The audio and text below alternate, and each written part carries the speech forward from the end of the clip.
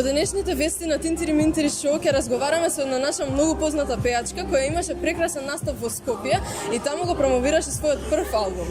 Станува збор за Антонија Гиловска и албумот 2001. Здраво, добро дојде во мојата емисија. Здраво, како си? Супер, ти како си? Добро, одлично, фала ти на прашањето и фала ти што дојде.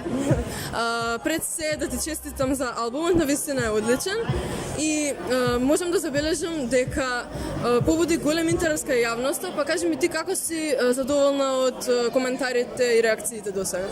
Презадоволна сум. Прво фала ти што дојде и фала ти што имам прилика да разговарам со тебе и за твојата емисија. Мило ми е што стварно имаше многу голем број на луѓе и заинтересираност од самиот старт кога објавивме дека ќе го промовирам мојот прв албум и се надам дека ова ќе биде само почеток. Дали имаш некоја песна од албумот која ти е посебно драга?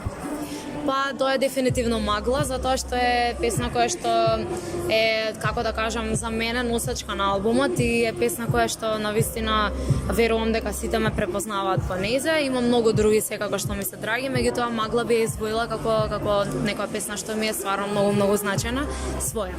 Да, реално се забележи денес дека Магла најмногу ја пеат сите. Јавноста прв пат те запозна на шоуто Пинкови звездички. Кажи ми, какви искуства имаш од тоа шоу и дали во тие моменти очекуваше дека денес ќе ја достигнеш оваа популарност и успех? Па, дали очекував? Не очекував, затоа што тогаш имам само 14 години. Единствено нешто што ми беше важно е да се представам добро на публиката, да ме препознаат, да ме запознаат и да така почне се да кажам почна и се од тогаш, така што Пинкови звездички беше нешто кое што за мене беше преубаво искуство.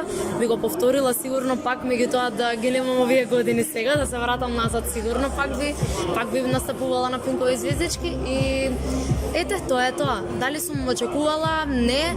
Дали имам Бог знае каква кариера, тоа ќе го кажат гледачите. Јас верувам дека за мене е важно, тоест само песните што ми ги пеат и што ден денес се слушаат и оние песни кои што веќе се објавени многу време наназад и се уште се слушаат, како што кажав, и тоа е за мене важно кога публиката ги пее моите песни.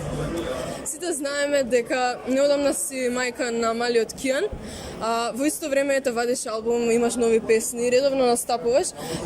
Кажи ми, како успеваш да опстанеш на музичката сцена покрај толку многу врски во приватниот живот? Добро прашање. Со многу труд и со многу љубов верувам дека сите може да го направат оно што го сакаат. Јас сум тука за оно да го правам, оно што го сонувам и што сакам да го живеам. Се надам дека ќе биде така и понатака. Кијан е прекрасно бебенце и верувам дека нема да се плашат сите оние мајки сега што ќе го гледат интервјуто. Јас станав мајка на 22 години и не е страшно ништо. Сите мајки го советувам да станат млади мајки на таа возраст, затоа што е нешто преубаво и затоа што дава поттик за понатака, дава многу енергија, дава многу љубов и верувам дека сум многу поуспешна сега кога го имам Кијан, отколку пред да го имам Кијан. Пред некое време најавивте дует со Врчак. Дали може да откриеш нешто повеќе околу тоа? Како дојде до таа соработка и кога би можеле да очекуваме песната? Како дојде до таа соработка? Многу спонтано. Врчак соработува со мојот продуцент Лазар Цветковски и се долгогодишни другари. Му спомнал дека сака да снимаме нешто. Врчак ме сконтактира и така се најдовме во студио, почнавме да снимаме и да работиме на новата песна. И се надам дека до крајот на наредниот месец овој што следи ќе имаме песната готова и ќе излезе на нормално. Може да откриеш како се вика песната? Не знам дали смеам да откриам, меѓутоа верувам дека ќе им се допадне на сите. Добро, кога сме веќе кај дуетите, твојот сопруг Роберт е исто така музичар, дали може би во иднина планирате некоја соработка? Па дали планираме соработка? Сигурно не, затоа што јас и он сме многу различни и сме насочени кон, да кажам, различен тип на музика и стил на музика, жанр. Така што јас сум тука да го поддржам во се што прави, како и тој мене и верувам дека му посакувам се најубаво, јас сум тука до него за знаем, за што и да треба. Како фа- поискусно. Фала ти што беше дел од оваа емисија, ми беше особена чест. Али на И тебе. се надевам ќе се видиме во нека наредна прилика. Секако фала ти и тебе и фала ти за поканата. Чао!